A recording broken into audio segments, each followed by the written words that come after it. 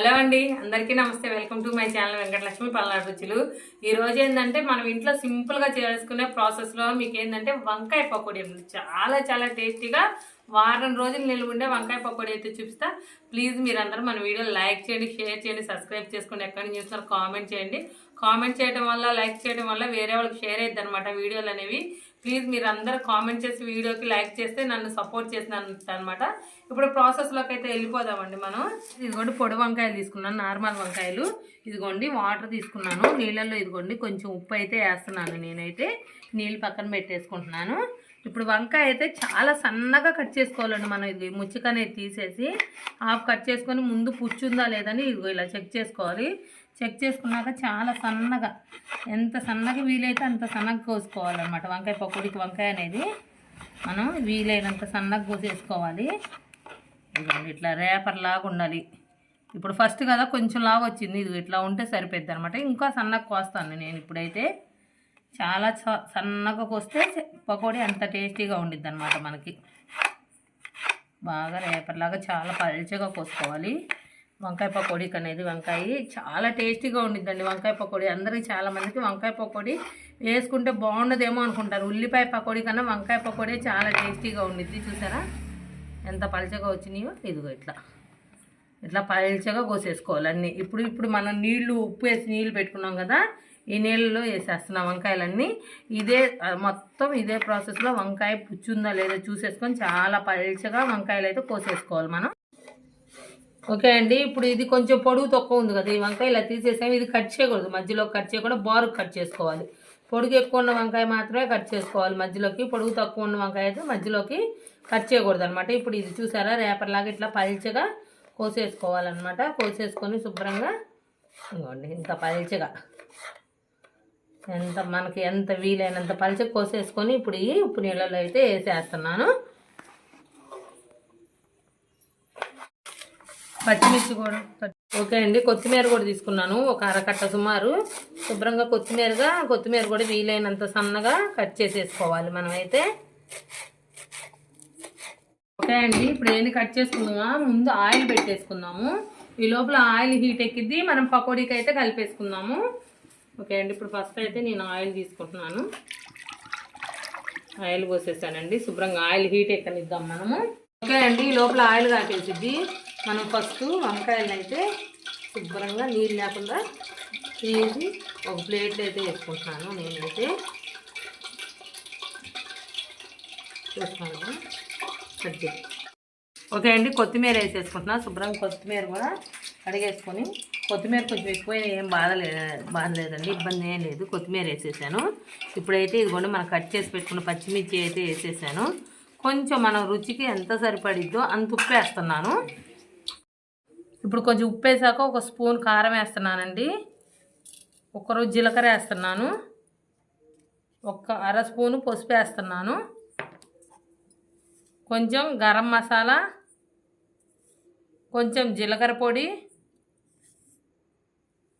కొంచెం చికెన్ మసాలా, అన్నీ అవి కొంచెం వేసేసాను. ఒక 4 స్పూన్ల వరకు నూనె వేసుకోవాలి, మన ఇష్టం. ఏ ఆయిల్ అయినా, మనం యూజ్ చేసే ఆయిల్ అయినా 4 స్పూన్ల వరకు ఆయిల్ వేసేసుకొని శుభ్రంగా ఇవన్నీ మొత్తం ఈ వంకాయకి పట్టే విధంగా కలిపేసుకోవాలండి.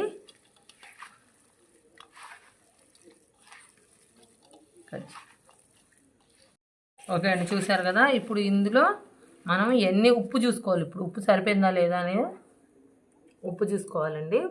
ఉప్పు చాల నాకు, కొంచెం ఉప్పు వేసుకుంటాను నేను. కొంచెం ఉప్పు వేసానండి. ఉప్పు చాలిపోతే ఉప్పు ఈ స్టేజ్లో చూసుకోండి, మనకి ఉప్పు సరిపోయిందా లేదనేది మనకి చాలా బాగుంటుంది. ఇప్పుడు ఉప్పు వేసా కదా. ఇప్పుడు ఇదైతే ప్యూర్ శనగపిండి అండి. ప్యూర్ శనగపిండి ఒక 2 గుప్పుల్లో తీసుకొని ఫస్ట్ ఈ వంకాయలో పట్టే విధంగా మనం కలిపేసుకుందాము. నీరు ఎక్కువ పట్టదండి, దీనికి నీరు అవసరం ఉండదు నాకు తెలిసి. ఎందుకంటే వంకాయలు నీళ్ళలోనే కోసాం మనం కాబట్టి ఇంకొంచెం పట్టిద్దండి శనగపిండి. ఇంకొంచెం అయితే వేస్తున్నాను. ఇప్పుడు ఇదైతే సరిపోద్ది. ఇంకా నీళ్ళు అయితే ఒక చుక్క కూడా వేసే పని లేదు. మీకు ఒకవేళ నీళ్ళు పడితే ఒక్క చుక్క జీలకర్ర ఇచ్చుకొని చల్లుకోండి. ఇది ఏంటంటే గట్టి పకోడీ మాదిరిగా అనమాట. ఓకేనా. ఓకేనండి, చూస్తున్నారు కదా. ఇప్పుడు ఆయిల్ అయితే హీట్ ఎక్కింది మనకి. ఇదిగోండి ఆయిల్ అయితే హీట్ ఎక్కింది.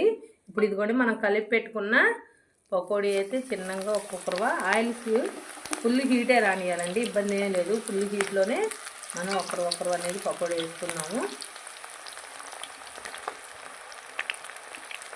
మీరు ఆయిల్ బట్టి వేసుకోవచ్చు పకోడీ. నాకు దగ్గరికి ఇది 2 ఆయిల్ దాకా అయింది. ఆయిల్ పొంగొస్తే నిదానంగా ఆపుకుంటా వేసుకోవచ్చు, ఏం కాదు. శనగపిండి మంచిది అయితే ఆయిల్ పొంగొచ్చింది అనమాట మనకి, అది గుర్తుపెట్టుకోండి మీరు.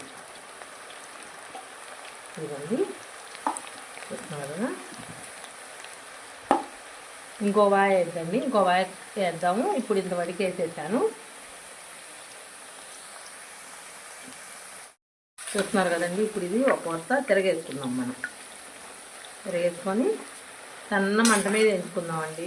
ఫుల్ హీట్ మీద వేయించితే మనకేందంటే ఇది మాడిపోయింది. సన్న మంట మీద వేయించుకుంటే మంచిగా ఏగిద్ది, అంతా సమానంగా కుక్ అయింది మనకి. ఇప్పుడు ఇది సన్న మంట పెట్టి మంచిగా వేయించుకుందాం దీన్ని. ఓకే అండి, చూస్తున్నారు కదా ఆల్మోస్ట్ వేగిపోయింది మనకి. కలర్ చూసారా మంచిగా వచ్చింది. ఇంకొంచెం వేయించుదాము. ఇంకొద్దిగా వస్తే కలర్ మనకి ఇంకా టేస్టీగా కొంచెం కరకరలాడుతూ ఉండిద్ది అనమాట. కరకరలాడుతూ వద్దు మాకు కొంచెం మెత్తగా కావాలన్న వాళ్ళు ఈ స్టేజ్లో తీసేసుకోవచ్చు. నాకు కొంచెం కరకరలాడుతూ కావాలి, అందుకోసం నేనైతే ఇప్పుడు తీస్తున్నాను. ఇంకొంచెం సేపు వేయించుకున్నాను. ఒక 2 నిమిషాలు కూడా పడుతుంది, 1 నిమిషం సేపు వేయించేస్తాను. ఓకే అండి, శుభ్రంగా మనకైతే వేగిపోయింది. కలర్ కూడా మంచిగా గోల్డెన్ బ్రౌన్ కలర్ వచ్చింది, చూస్తున్నారు కదా. ఇప్పుడు తీసి నేనైతే ఒక వడగిన్నెలో వేసాను నా పకోడీ అయితే. చూస్తున్నారు కదండి, వడగిన్నెలు అయితే వేసేస్తున్నాను.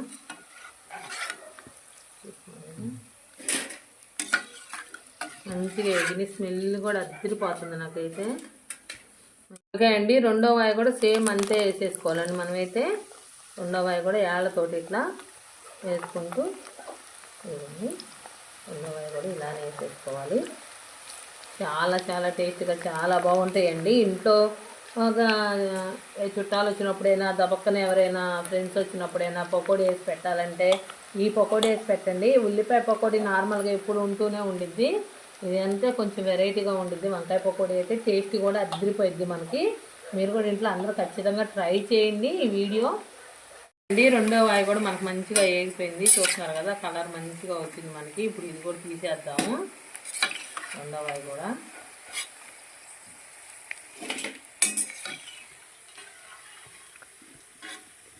అయితే కరివేపాకు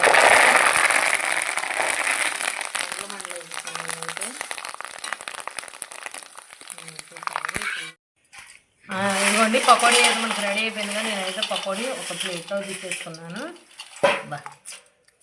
ఇదిగోండి మనం వేయించి పెట్టుకున్న కరివేపాకు అయితే చూస్తున్నారు కదా. పకోడీ అయితే రెడీ అయిపోయిందండి. వంకాయ పకోడీ చాలా చాలా బాగుంది.